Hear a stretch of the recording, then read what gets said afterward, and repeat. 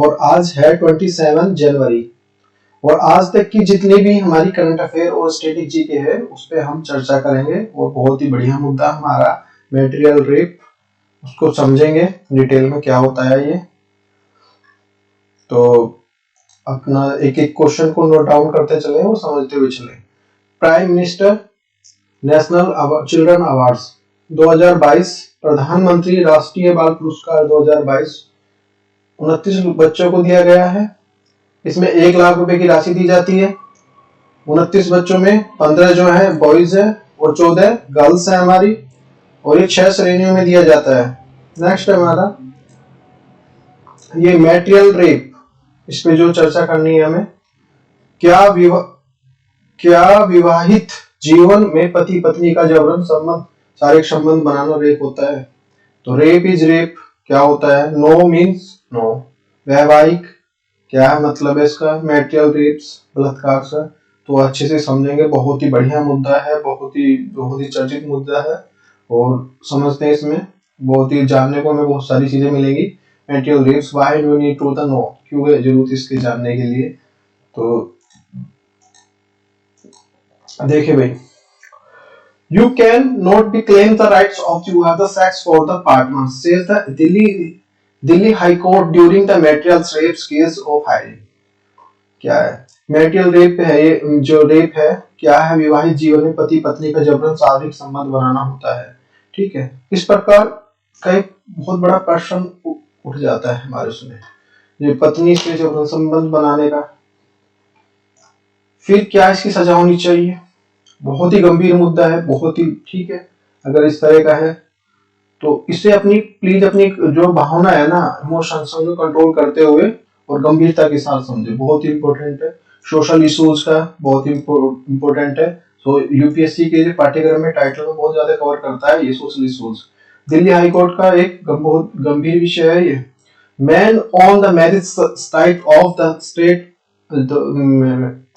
Marital rapes law. क्या होता है मैरिटल रेप? भारतीय कानून में क्या है? इंडियन पेनल कोड जो है आईपीसी, रेप बलात्कार की क्या व्याख्या है? बलात्कार क्या होता है, क्या इसकी सजा है?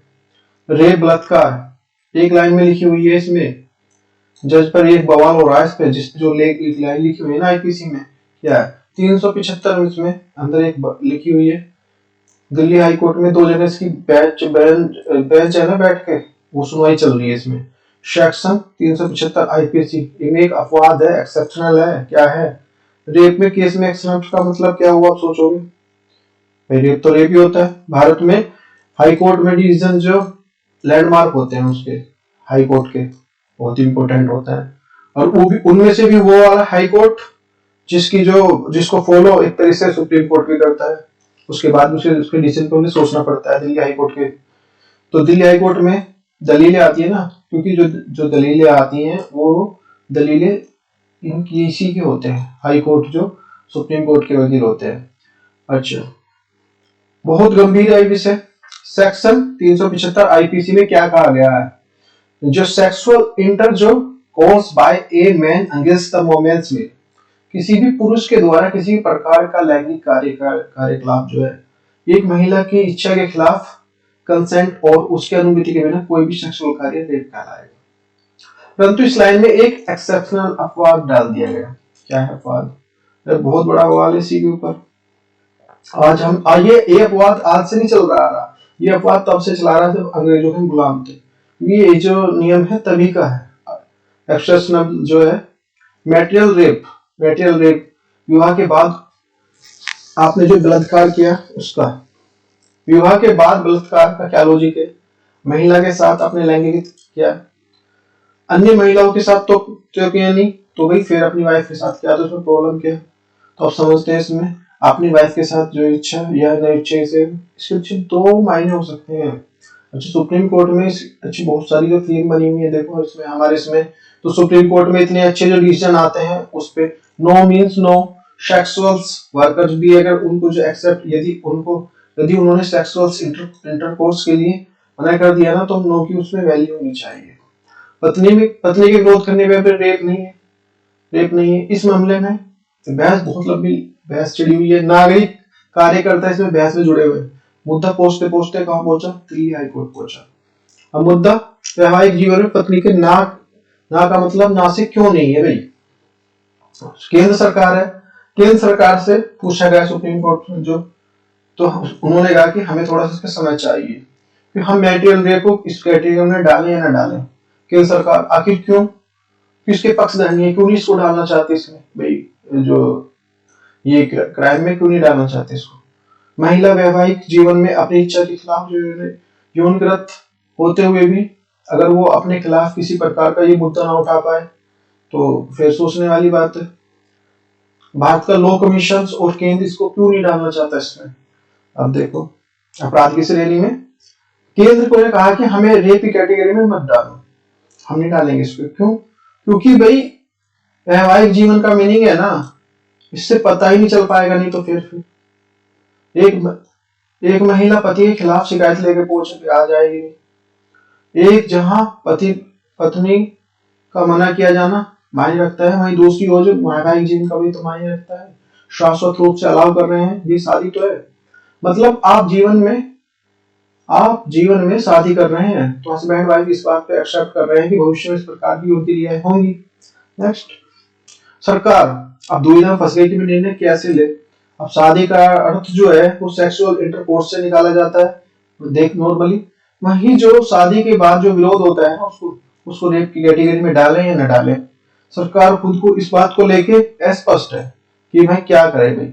हमें इन अंग्रेजों ने जो कानून दिया था ना, वहां पे उनसे 77 देशों में इसे मैरिटल रेप में डाल दिया है। जिन अंग्रेजों ने हमें कानून दिया उन्होंने 22 साल पहले इसे कानून के रूप में अपना लिया। भारत उन 34 देशों में से है जहां पे इसको आपराधिक श्रेणी में नहीं डाला मैरिटल रेप को। 2017 में केंद्र सरकार ने कहा था कि मैरिटल रेप को एक आपराधिक जो क्राइम की जो श्रेणी है ना, उसमें भारतीय समाज में वैवाहिक सदस्य जो व्यवस्था की स्तरता कर सकता है। ये क्यों कर सकता है? बस सीधी सी बात है, कोई भी है लेडीज है वो पहुंच जाएगी कि नहीं, कोर्ट पहुंच जाएगी तो फिर प्रॉब्लम आएगी भाई, क्या पैरामीटर है, कुछ ऐसा तो है नहीं इसमें। 2019 में सुप्रीम कोर्ट चीफ जस्टिस दीपक मिश्रा ने कहा कि जो मैरिटल रेप है ना, इसको अपराध बनाने की जरूरत नहीं। एक तरफ जो केंद्र है वो हाई कोर्ट है, इसको बनाए कर रहे हैं। दूसरी तरफ है दिल्ली हाई कोर्ट में इसकी जो सुनवाई चल रही है। तो नो का मतलब नो, तो ये मुद्दा तो है, तो उस पर बात करने को तो बहुत बनती है बात। जुलाई 2021 में जो केरल हाई कोर्ट है उसमें मैरिटल रेप है ना, इसको अपराध बनाने से इनकार कर दिया। परंतु अपराध बनाने से मना कर दिया, लेकिन तलाक का आधार बना सकते हैं। अब देखो, भारत में बहुत बड़ी मजबूरियां हैं, बहुत बड़ी मजबूरी है। क्या है? सामाजिक व्यवस्था है शादी की, जो शादी और ये जो है ना मजबूरी है, इसके अपराध न बनाने की शादी पे टिकी हुई है। विवाह में हम बहुत सारे लीगल कार्य करते हैं, जैसे विवाह का मतलब है कंसेंट, एक तरह से। ऐसे में कोई भी कोर्ट है बेसिक कंसेंट के खिलाफ में रूल दे तो वो भारत के जो बेसिक बुनियाद को हिली जाएगी। अब पहले की सीमा थी इसमें 15 साल तक की थी, अब सुप्रीम कोर्ट ने इसे 2018 में 18 साल तक कर दिया है। जो एक्सेप्ट वाली बात है वाइफ के साथ में सेक्सुअल इंटरकोर्स, जो देश में किसी को जागरूक करना है ना, तो सभ्यता और संस्कृति के खिलाफ जाना है। और यदि संस्कृति और सभ्यता के खिलाफ तो जाना ही जाना है। यदि हमने पर्सन को उठाना स्टार्ट कर दिया ना, तो अभी हमें उसके अपोजिट ही समझेंगे। हो सकता है आप पे किसी व्यक्ति से पूछ ले कि उल्टी राय क्यों दे रहे हो, इसे पढ़ने की जरूरत ही क्या है, समझने की जरूरत है। अच्छा, मैं हूं ना, अगर किसी बात पे डरता नहीं, क्योंकि जब मैं कलम उठाई है ना, तो बस उठा ली है, फिर करना है तो करना है किसी। ये नहीं है कि भाई मैं जो कर रहा हूं, मैं पढ़ा रहा हूं कि आप मेरी आवश्यकता है, कि आप पे मेरी डिपेंड है या वैसे। मैं इसलिए पढ़ाता हूं कि ज्ञान है ना, ये देश की आवश्यकता है, समझ रहे हो। नेक्स्ट है हमारा, women is the property of the her man. क्या? जहां अंग्रेजों को शासन रहा ना जिन देशों में, वहां पे है ना महिला की जो संपत्ति को महिला को एक संपत्ति के रूप में दिखाया गया, समझाया गया, स्वीकार किया गया कि भाई महिला एक संपत्ति है पुरुष की जो इस पे अधिकार क्षेत्र है। अब महिला को इस बात के लिए जीना होगा कि समाज की बात है, जैसा चल रहा है वैसे चलने दो। एक तरह से कहते नहीं कि भाई इनकी शादी कर दी है, अब जैसा भी है उसको बस निभाना है, इस तरह से। तो उस केस में थोड़ा सा हो सकता है। देखो, आर्गुमेंट ऑफ द क्रिमिनलाइजिंग दो दिस के पीछे कुछ है ना, जो पितृसत्ता का जो सत्तात्मकता दर्शाता है कि भाई जो भाई लड़का है वो कुछ भी करे तो लेकिन उसके तो हर जो गलती को माफ करना तो गलत है ना, तो उसकी जो मनमानी दर्शाता है ये। आर्टिकल 14 क्या कहता है हमारा, इक्वलिटी ऑफ द लॉ, कि वहां से पुरुष पक्ष को दिया गया है कि समानता का विरोध है। भाई समानता का विरोध हो गया एक तरह से, जैसे ये उसको तो मिल गया, मेन को तो मिल गया, अब फीमेल को कहा उसके साथ मान ली इस तरह की प्रॉब्लम हो रही है वो तब भी चुप रहे, उसके साथ समानता नहीं है ना। आर्टिकल 21 जहां महिलाओं में सहसम्मान जीने की जो बात की जाती है ना, वो प्राणदैहिक स्वतंत्रता की बात की जाती है। तो ये भारतीय संविधान में आर्टिकल 21 का हिस्सा फिर महिलाओं पे अलग होने को अलग भी रखा गया है। क्यों हो गई अलग ही हो गई भी, क्योंकि उनको आराम से अपना जीवन नहीं जी सकती तो फिर प्रॉब्लम है। अच्छा डिफेंस में क्या है इसके, अब क्या कर सकती है वो महिला, महिला चाहे तो घरेलू हिंसा का कोर्ट में जा सकती है केस लगा, किस तरह से। रेप क्या है, रेप इज रेप, इस प्रकार की तमाम कमेटियां बन चुकी हैं रेप के ऊपर। 2013 में ना justice Verma panels reports wanted the changes of the sexual harassment law. दो ये जस्टिस वर्मा है ना, इन्होंने 2000 इसमें चेंज करने की बात की थी कि भाई चेंज होना चाहिए। महिला को इस बात के लिए जीना होगा कि हमारे समाज में बात है कि भाई अब देखो जैसे भी ये समाज है तुम रहो इस तरह से, इस तरह की बात होती है। Arguments of the criminalising, this is the crime को करने के पीछे कारण क्या है, ठीक है ना, पितृसत्ता को दर्शाता है, पुरुष की मनमानी को दर्शाता है। अब देखो ये मैटेरियल जो मैरिटल रेप अपराध है ना, ये ऑस्ट्रेलिया में 1976 से, और साउथ अफ्रीका में 1980 से, Ireland, Canada, America, New Zealand, Malaysia, Ghana, Israel, इनमें समझे स्पष्ट इन्हीं खिलाफ कानून बन चुका है और 77 देशों में इसको अपराध की श्रेणी में डाल दिया है। सर्वप्रथम पोलैंड ने इसे 1932 में ना मैटेरियल रेप को अपराध माना था सबसे पहले, बहुत इंपॉर्टेंट है, फैक्ट है, पूछ सकते हैं। 1970 में और 1993 के बीच में ना 50 राज्य जो है अमेरिका में जो है जो बड़े बड़े हैं जैसे अलास्का वगैरह, तो उसमें इसको डाल दिया गया है, तो अपराध की श्रेणी में उसने भी डाल दिया। 1986 में यूरोपीय यूनियन ने भी इसकी संसद ने इसको अपराध की श्रेणी में डाल दिया।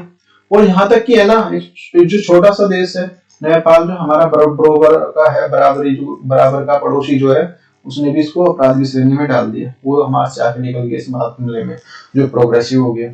अब इसे अपराध की श्रेणी में डाल दे तो क्या प्रॉब्लम होगी, तो ये भी तो है भाई, ठीक है डाल तो दिया चलो ठीक है, इसमें प्रॉब्लम भी तो आएंगे। क्यों, गवर्नमेंट को पता है कि प्रोग्रेसिव होने का क्या मतलब है, क्या है नहीं क्या है, क्यों नहीं डाल रही, उसको कुछ रीजन है, देखते हैं उसको भी। तो destabilise the marriage and the institutions, शादी जैसी व्यवस्था है ना वो डगमगा जाएगी। मियां बीवी तो रोज झगड़ा ही होते हैं, ठीक है, छोटी छोटी बात को लेके होते हैं। नेक्स्ट है इश्यूज ऑफ द लॉ। अब लॉ का कोई भी हस्बैंड के खिलाफ जो ना, कोई भी जो है फीमेल अपने हस्बैंड के खिलाफ चली जाएगी इसमें, ठीक है। महिला को पति को धमकाने के लिए एक बढ़िया वाला जो इजी टूल मिल जाएगा, ये अगर ये हो गया तो misuse of the system, the section 498A, तो आदि घरेलू में हिंसा का जो 498 है ये है। तो अब इसका बहुत ज्यादा आपने देखो बहुत ज्यादा ये बढ़ता जा रहा है, बहुत ज्यादा मिसयूज होता है, और फॉल्स जितने भी केसेस है वो आते हैं वो, तो अगर ये अप्लाई हो गया तो इससे और भी ज्यादा ये हाल केसेस जो इंक्रीज होंगे। Awareness is the more important, महिलाओं में अपना इसका अधिकार बना सकती है इसको, पुरुष वर्ग को प्रताड़ित करने के लिए, तलाक जीवन जीने से पहले उसके लिए, पुरुष को धमकाने के लिए इसको यूज कर सकती है। तो diversity of the cultures of the states, तो मैरिज है ना, भारत में मैरिज स्टेटस के आधार पर चर्चा करने की आवश्यकता नहीं है और मुद्दा भी नहीं है। गंभीर मुद्दे और भी हैं गंभीर, जैसे मान लिया भूखमरी है, अशिक्षा है, इस तरह के हैं। तो उसके बाद जो है तब ये जेंडर इक्वलिटी वाली बात आती है, तो इस पे ज्यादा इतना वो भी नहीं करना, ठीक है। सुझाव क्या, अब अच्छा हम इसमें सब में सुझाव मांगे जाते हैं कि क्या उपाय कर सकते हैं, क्या हम इसमें कर सकते हैं। तो मैरिज जैसे मैरिज सर्टिफिकेट बनता है ना, तो ऐसे एक सर्टिफिकेट 30% करा लिया जाए कि भाई आप इसको फॉलो करोगे तो हम ठीक है, अगर इसको घरेलू हिंसा को मानोगे, जो मैरिज जो इसमें मानोगे ना तो ठीक है, इस तरह का बना लिया जाए। और कुछ महिला पुरुष जो शादी से पहले जो मेडिकल टेस्ट होता है, कुछ जैसे आजकल होने लगे मॉडर्न, उसमें तो बायोलॉजिकल जो किसी को प्रॉब्लम होती है, किसी को स्पर्म नहीं बन पाते या किसी को एग नहीं बन पाता फीमेल में, तो उस तरह की तो पहले ही पता लग जाता है। तो हम उसी तरह से फैमिली में आगे बढ़ेंगे, जैसे जैसे है ना, जो मैरिटल रेप्स के जो आधार जो मान लिया जाए, जो मैरिटल को रेप को हमने आधार मान लिया एक तरह से सर्टिफिकेट बना के कि भाई इसको हम आधार मान लेंगे, अगर तुम इस तरह की प्रॉब्लम होगी तो एक सर्टिफिकेट हो गया, शपथ पत्र हो गया। तो ऐसे हो सकता है। ये मेरे अपने व्यूज है, हो सकते हैं तुम्हारे अपने हो, डिफरेंट हो, तो प्लीज लाइक इसमें कमेंट में जो लिख के बताएं कि अपने आपने आपके क्या व्यूज होंगे। तो बहुत ही अच्छा मुद्दा है, समझने वाला, क्योंकि हमारी ये माँ बहन और जो है ना, जो बच्चियां हैं आने वाले टाइम में सभी हमारे के साथ ही तो है, ये सब इन्हीं के साथ हो गए जो भी ये हो रहा है, या वैसे जो अपनी सभी हमारी फैमिली है। तो एनजीओ, विभिन्न प्रकार की जो जो एनजीओ है, संस्था है, उनको जो समाज में जागरूक किया जाना चाहिए, उनको उनको बड़े स्तर पे जो विज्ञापन है, मार्केटिंग करके उनको समझाया जा सकता है। तो उम्मीद करता हूँ आपको अच्छा लगा होगा, और जो मुद्दा काफी ये क्रिटिकल भी था, और तो मैंने इसको समझाने का प्रयास किया। तो आगे देखते हैं, चलो। ढाका अंतरराष्ट्रीय फिल्म महोत्सव, ढाका इंटरनेशनल फिल्म फेस्टिवल का महोत्सव का जो आयोजन बांग्लादेश में हुआ, ये 20वें नंबर का था। इसमें सर्वश्रेष्ठ अभिनेता का जयसूर्या को मिला, और सर्वश्रेष्ठ पटकथा लेखक का अवार्ड जो है इंद्राणी राय चौधरी को और सुगता सिन्हा को मिला। डायरेक्टर इसके विनोद राज थे। ऑस्कर 2022 के लिए भारत की ओर से एंट्री जो करने वाली जो फिल्म है, उसमें कौन से ये है 67वें नंबर के जो फिल्म फेयर पुरस्कार जो दिए गए हैं, कंगना रनौत को दिया गया है। ऑस्कर अवार्ड 2021 की ओर से भारत की एंट्री मिली गई है, जलीकट्टू को मिली गई है। तमिलनाडु में प्रतियोगिता हुई थी, जो पोंगल त्योहार इसी में तमिलनाडु में मनाया जाता है। और वहां पे ये तो मूवी थी जलीकट्टू, इसके साथ ये त्योहार वहां पे ये प्रतियोगिता भी होती है। Indian film festival personality of the year Hema Malini को मिला, और प्रसून जोशी को मिला। मिताली एक्सप्रेस भारत और बांग्लादेश के बीच में चलती है। नेक्स्ट हमारा राष्ट्रीय मतदाता दिवस, नेशनल वोटर डे 25 जनवरी को मनाया जाता है। इसको 25 जनवरी 1950 को निर्वाचन आयोग की स्थापना हुई थी। 2021 में इसको 12वां संस्करण है। थीम इसकी समावेशी चुनाव में सुगमता और सहभागी बनाना। इसको और 25 जनवरी को क्या होता है, वर्ल्ड टूरिज्म डे होता है, जो आर्टिकल ये 324 में है। भारत के मुख्य चुनाव आयुक्त फर्स्ट सुकुमार सेन और फर्स्ट फीमेल जो चुनाव आयुक्त रमा देवी। 1993 से पहले एक चुनाव आयुक्त होता था, उसके बाद 2 होने लगे। जो एक मुख्य होता अभी भी, तभी वो मुख्य ही था, बस उसकी वो चेंज कर दी है। उसकी जो सहायता के लिए 2 होते हैं, वो चुनाव आयुक्त होते हैं, एक मुख्य, दूसरा वो। तो वर्तमान में कौन है हमारे, सुशील चंद्रा जी मुख्य चुनाव आयुक्त। गरुड़ और स्वीप ऐप जो निर्वाचन आयोग द्वारा जारी जो लागू किया गया है। 61वां संविधान संशोधन, 21 से 18 वर्ष की आयु वोट डालने की उम्र कर दी गई है। और कोयला दर्पण एक पोर्टल है, कोयला प्रदर्शक संकेत के लिए मंच पर उपलब्ध कराना, जैसे आंकड़ों को उपलब्ध कराना, कहाँ इसकी आवश्यकता है, कहाँ खरीद कर सकते हैं, कहाँ आवंटन कर सकते हैं, ये सब इसमें कर सकते हैं। कोयला के प्रकार कौन से होते हैं, एंथ्रेसाइट, बिटुमस और लिग्नाइट और पीट। सर्वश्रेष्ठ जो सबसे बेस्ट माना जाता है वो एंथ्रेसाइट माना जाता है, और सबसे ज्यादा कार्बन की मात्रा इसमें 95% होती है। सबसे जो खराब जो पीट होता है, इसमें कम, इसलिए धुआं निकलता है इसमें। भारत में सर्वाधिक जो बिटुमस मिलता है, कोयला मिलता है, जो बोकारो धनबाद के जो कोयले के जो फेमस स्थान है झारखंड में है। नेक्स्ट हमारा काला प्रदेश, सर्वाधिक कोयला भारत के दामोदर नदी, और यहाँ पे विश्व में जो जर्मनी रूल क्षेत्र कहते हैं इसे। कोयले खान से मीथेन गैस निकलती है, कौन सी गैस निकलती है, मीथेन। नेक्स्ट हमारा लिविंग रूट ब्रिज मेघालय में, ये रबड़ के पेड़ों के तैयार होता है। मांग है इसके विरासत का जीआई टैग मिलना चाहिए इसको। अच्छा, ये मांग है जूलॉजिकल सर्वे ऑफ इंडिया की, इसका जो मुख्यालय कोलकाता में है, इसके अध्यक्ष धरती बनर्जी हैं, फर्स्ट है ये लेडी। नेक्स्ट हमारे यूनेस्को में शामिल होने वाली नवीनतम धरोहर साइट्स जो हैं इंडिया की, 40 नंबर की धोरागेरा गुजरात से है, इसको कोर्टे का डिब्बा भी कहते हैं। 39वें नंबर की जो है रामप्पा मंदिर तेलंगाना में है ये। और भारत की ओर से अमृत धरोहर जो है इंटेंजिबल साइट्स में जो है 10वीं जो है, इसमें जो जिसे छू नहीं सकते, इसमें 14 है, कुल धरोहर 14 है। और जो अभी जो की है ये वेस्ट बंगाल की दुर्गा पूजा इसमें इंक्लूड की गई है। और भारत में 2 शहर जो इस वर्ल्ड हेरिटेज में है, सिटी में है, तो इसमें अहमदाबाद 2017 में इंक्लूड हुआ था, और 2019 में जयपुर को इंक्लूड किया गया था। नेक्स्ट है हमारा राष्ट्रीय महिला आइस जो है चैंपियनशिप, ये 9वें नंबर की है। आयोजन हिमाचल प्रदेश में हुआ, विजेता लखनऊ, उप विजेता चंडीगढ़, और चंडीगढ़ से बिलोंग करती है हरनाथ सिंधु। ये मिस यूनिवर्स 2021 का इन्होंने खिताब जीता है। भारत में जर्मनी को हराकर जो है हॉकी विश्व कप जीता था, जो कांस्य पदक इसमें कांस्य पदक जीता था उसमें ओलंपिक में सॉरी। लद्दाख का राजकीय पशु हिम तेंदुआ, स्नो लेपर्ड को कहते हैं। भारत का सबसे बड़ा राष्ट्रीय उद्यान हेमिस नेशनल पार्क है, लद्दाख में है। आदि बद्रीनाथ बांध हरियाणा और जो हिमाचल प्रदेश में बनाया गया है। नेक्स्ट हमारा central drugs research institute CSIR, केंद्रीय औषधि अनुसंधान केंद्र, ये कहाँ पे है हमारी, ये हमारी यूपी में लखनऊ में है। इसमें ओमिक्रॉन की स्वदेशी किट का विकसित की गई है B.1.129। ये कोविड की वेरिएंट है जो दक्षिण अफ्रीका से आया है, ओमिक्रॉन उसका वेरिएंट है ये किट का नाम है, इसका नाम है ओम। ये 150 रुपीज की मिलेगी और 2 घंटे में इसका रिजल्ट बता देगी भी, ठीक है। और B.1.61.11 ये कप्पा वेरिएंट है, B.1612 ये डेल्टा वेरिएंट है। नेक्स्ट हमारा नेशनल इंस्टीट्यूट ऑफ वायरोलॉजी, ये पुणे में है। वायरस के या विषाणु संबंध कोई भी ये किट जारी करती है। ये नया वेरिएंट है ना, कुछ भी है। लास्ट इंफॉर्मेशन जो इसी के थ्रू मिलती है, मिलती है फाइनल जो एक तरह से बोल सकते हैं। केंद्रीय औषधि अनुसंधान संगठन, ये लखनऊ में है। राष्ट्रीय पर्यावरण अभियांत्रिकी अनुसंधान संगठन NEERI, national environment engineering research institute Nagpur Maharashtra में है। नेक्स्ट है हमारे नागस्वामी, ये तमिलनाडु के थे, आर्कियोलॉजिस्ट थे। ये इनका निधन हो गया, ये पुरातत्व विभाग के थे। 92 वर्ष की आयु में इन्हें 2018 में पद्म भूषण मिला था, इतिहास के लिए जो जानने के लिए जाने जाते हैं। 2021 में ऐसे बीबी लाल जी को मिला है पद्म भूषण, ये भी आर्कियोलॉजिस्ट थे। नेक्स्ट हमारा बिरजू महाराज, एक कथक के थे, इनका भी डेथ हो चुकी। और जो सुंदरलाल बहुगुणा, ये भी एक्सपायर हो चुके। ये जो है पर्यावरण संरक्षण थे, चिपको आंदोलन से रिलेटेड थे, ये उत्तराखंड में।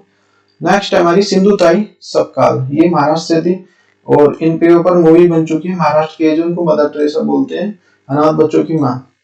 नेक्स्ट हमारी पद्मा सचदेवा, टोंगरी भाषा की कवियत्री है।